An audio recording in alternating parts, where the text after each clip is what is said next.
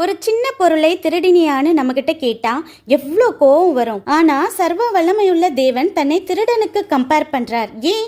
Number 1, திருடன் எப்போ திருடலாமனு நம்ம விழிப்பா இருக்கோமா இல்லையான்னு நோட்டம் போடுறது போல தேவனுடைய கண்கள் நல்லவர் தீயவர்கள் செயல்கள் எண்ணங்களை நோட்டம் போட்டுக்கொண்டே இருக்கிறது.